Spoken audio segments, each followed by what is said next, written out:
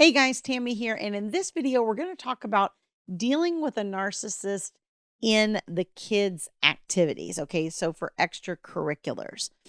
When we are dealing with extracurriculars with the kids, this can be everything from do we agree to enroll them? Do we not agree to enroll them? And also dealing with them at the actual events, which can be a whole nother aspect of this situation that is difficult to navigate. And I've had several conversations the last couple weeks around this issue with clients. And I feel like when things are popping up over and over with clients, I go, you know what? I need to do a video about this because they can't be the only ones going through this, when a certain topic comes up repetitively.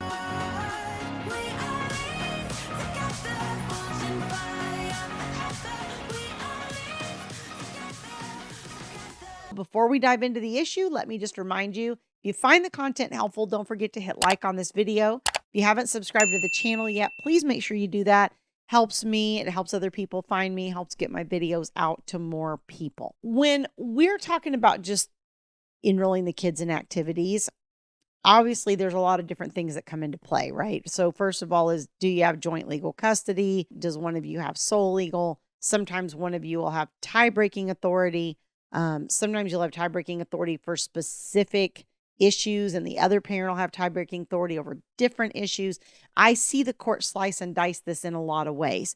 So for purposes of this part, I'm going to kind of assume that you have joint legal, because if one of you had sole legal or somebody has tie-breaking or whatever, then you don't really need, you wouldn't really be having an issue over whether, excuse me, I have the hiccups, over whether to enroll them or not, right? So if you're having issue over what activities and when and all that kind of thing, then most likely you have joint custody. When we start talking about this, people always say, like, do I have to agree to this?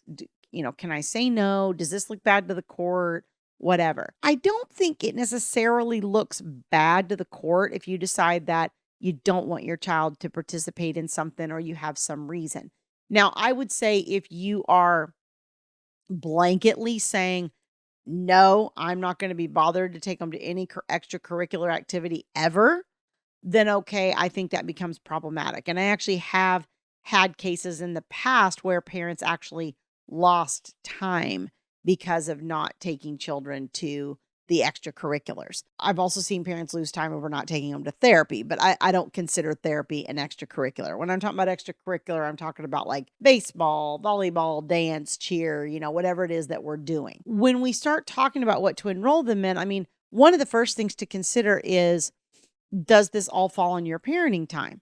If it all falls on your parenting time, then there shouldn't be any reason that you can't just enroll them. If it all falls on the other parent's parenting time, the other parent wants to enroll them in football, and it all falls on the other parent's parenting time, it doesn't affect you at all, well, then, you should agree. I think the court would see that as you should agree to that. Maybe they're enrolling them in football and you don't really like football and don't like the kid playing football and you're worried about the kid getting hurt or something like that. And that may be the case, but the other parent has the right to enroll them in that regardless. So I think in that type of situation, the court's going to expect you to cooperate in the child being involved in that to the extent that you can. When we're talking about things that cross over both households, that's obviously where it becomes more problematic. And sometimes it's a financial issue. Sometimes we just can't afford it. And so if you say, well, I'm sorry, I can't afford this, but I don't mind you enrolling them, then that's up to the other parent if they want to do that or not. By the same token, if the other parent says that, which I know a lot of times with narcissistic people, they do, that's one of the common things, because they don't want to spend on the kid, right? Ever. They only want to spend on themselves. So this is something that happens a lot where they say, well, I don't really care if they participate, but I can't afford to pay for half of it or whatever. In those circumstances, you just have to go, okay, do I want this for the child bad enough that I'm willing to just suck it up and pay for it? Or am I in a position where I can just pay for it? And Thomas and I did that a lot. My late husband, if you don't know who that is, we did that a lot with his children.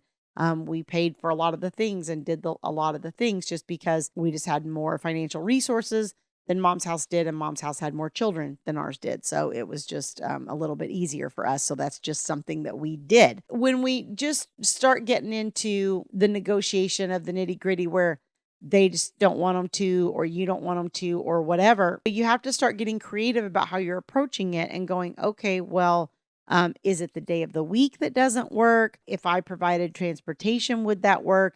And I know a lot of times the narcissist is going to say, no, no, no, no. They're not going to let you do that.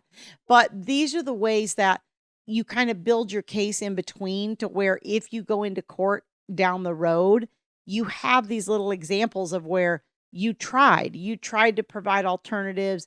You tried to come up with solutions, and you were just met with a no on every front. That is a lot of times the way that you start getting tie-breaking authority or final decision making. Is just, you have to give time for things like that to happen. And it can be frustrating in the first instance, but over time, a lot of times that will get you that type of authority, because it's causing the children not to be able to participate in certain activities, right? And so that, again, frustrating in the short term, but sometimes that can be a little gold nugget for the long term. And when you're asking them, about it, again, make sure you're coming at it from like a child perspective, right? Like, the child expressed an interest in participating in this thing. It happens on these days of the week. I know this is a problem for you. I know you have long work hours. I could probably transport the child there every Wednesday if you could just pick up from the activity. It's only going to last for 8 weeks and then it's over. Whatever the things are, I'm just obviously making up stuff in my head, but whatever the things are that are good points or ways you could help, or coming at it from the kid's perspective. The thing not to do is to send something that's like, well, I know that you never agree to this and you never have any money to pay for anything, so I don't know why I'm even bothered to ask. But you don't want to do that kind of thing, that kind of guilt trippy, kind of thing. It just doesn't work. Choosing your words very, very carefully on how you're laying this out and presenting it. Are there going to be times that your kids don't get to do things because you guys don't agree? Yep. Part of it too is that's part of the breakdown with the other parent and the child, right? I always say to people, they're like, oh, I hate seeing my kids suffer. I understand that, but your child will figure out that it's the other parent causing them not to be able to do that. Usually they will. And then that's just going to cause them not to want to be with that parent even more. Like that's a lot of times what happens, especially if somebody's just doing it for some kind of selfish reason like that. Like, kids usually will pick up on that. It's different if you have to work or you can't make it happen or you really don't have the money or whatever's going on. That's a different thing than just being argumentative or controlling and not wanting the child to participate. I find kids pick up on those things, and a lot of times it will cause the kid to eventually go, you know what? I don't want to go with this difficult, high conflict parent because they don't want to have to bother or be involved in anything in my life. And I think that became kind of a factor for my kids. They both played basketball, and it's like they knew, well, if I'm at my dad's on the day that I have a game, which was during season, sometimes 3 days a week, right? And then practice every day.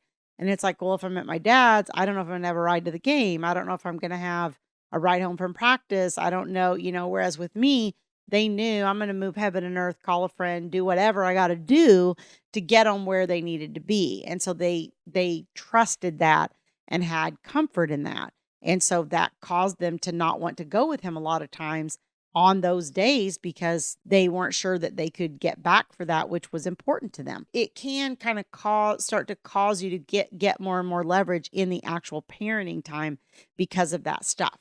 Now, the other half of this is when you go into the venue for whatever the thing is, whether it's a basketball game or it's karate or, gymnastics or whatever you're going for, being in the presence with the other person can be challenging.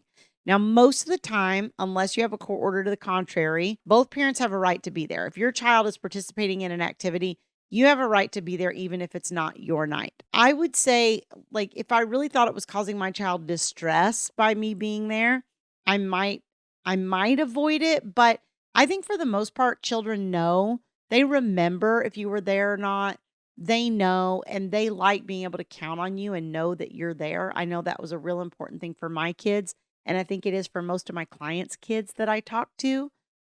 Just you being present, even if they don't get to talk to you or give you a hug or whatever the thing is, just knowing you were there for them and that you were supporting them in it is really important.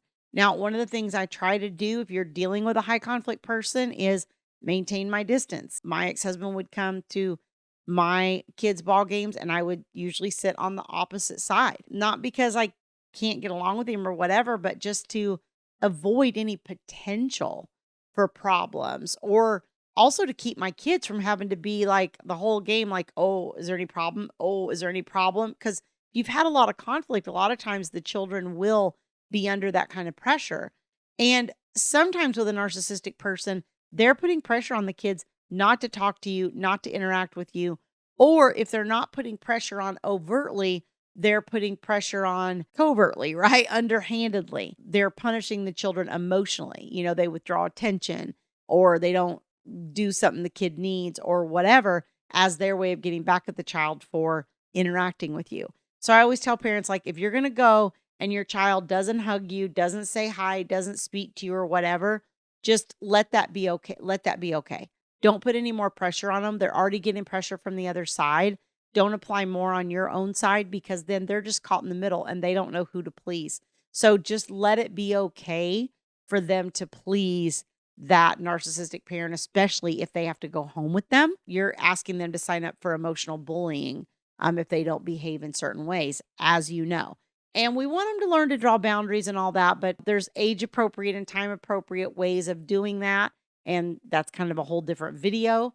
But you just want to make it okay for your kid to handle a situation however they need to when you and the other co-parent are simultaneously involved. Okay. So if you'd like help managing these types of issues, you can go to divorceuniversityonline.com/VIP-coaching. There's information on that page on my group coaching programs for moms and dads, and also information on my premium one-on-one VIP coaching services. Okay. Thanks for joining me. I'll see you guys next time.